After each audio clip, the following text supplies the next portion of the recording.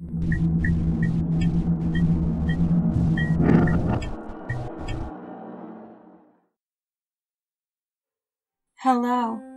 and welcome back to my memoir of complete death.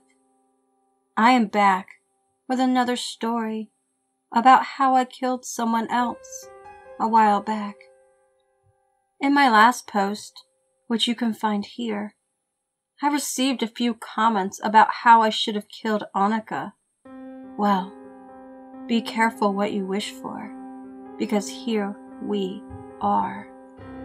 Before I go on to the story, however, I would like to acknowledge a comment I received on my last post about why I did not destroy Grace's fingerprints, but did ruin her face and teeth. The answer is rather simple. I was an amateur. It was my first kill, and I was nervous. So give me a break, Shade Friend 1. We all make mistakes. Annika Jones was a hard woman to track down, which I suppose is a good thing to be when you marry people and steal their money. I searched her name, different spellings of her name. Nothing would come up. I couldn't actually ask someone to help me either, since my intention was to kill her, and it would look rather suspicious if word got out that I'd been tracking her down in the moments before her death. I also didn't want to have to kill whoever helped me find her, as I didn't want any innocent bodies piling up, because that's what you need to understand. None of my victims were innocent. One way or another, they were all guilty of something.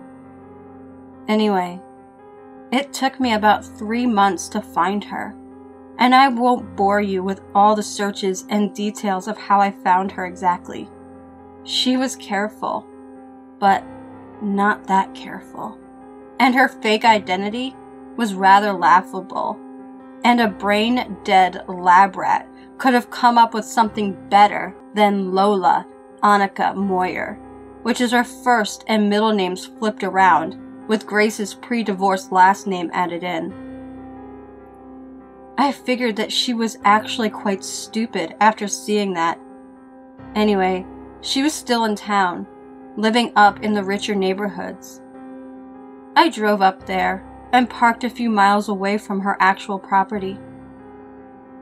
All the houses that I had passed on the way in made me sick. They were unnecessarily huge, and Annika's was no exception.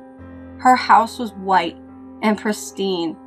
It was almost like birds didn't even shit up here. Her yard was green, and the grass was mowed so neatly that it looked like a painting. I walked up the sidewalk, which was the cleanest sidewalk I had ever seen in my life, and onto her porch. When I knocked on her door, her face was priceless. You would have thought that she had seen God himself standing on her front porch, here to kick her down to hell for stealing. Her curly hair was shiny now, no longer frizzy and unruly, and she was wearing my week's salary on her left ring finger. Her house was huge, and about 2 of my houses would fit in that place.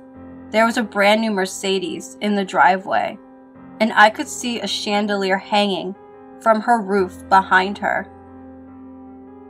I wondered what poor person she was stealing from now. "Hello, Annika," I said, sticking my hands in my pockets as she stared at me in shock. Hi, she whispered. Whenever I think about the meeting, I realize that she must have been rather scared, considering her dark skin began to look rather pale, and I thought she might die of fright, which sort of worried me, because then I wouldn't have the joy of killing her as I planned. "Can I come in?" I asked her. No.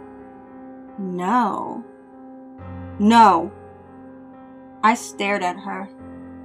You took all my money, and you're not even going to let me into your house?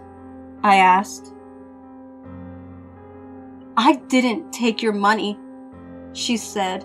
Her voice shook. This angered me. Sure, the stealing was pretty shitty. And she turned my mother into a worthless addict and made me kill her.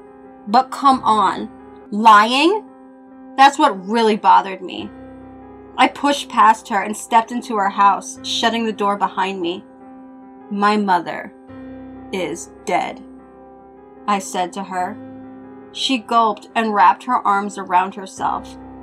I thought she was just missing, she replied. Nope. She's dead. Been dead. I killed her, I replied. Annika started crying. Why are you telling me this? She asked. Because you won't tell, I replied. I stepped closer to her, and she cried even louder, which was really pissing me off. You won't tell, because I'm here to kill you, I replied. Annika wailed, and I rolled my eyes.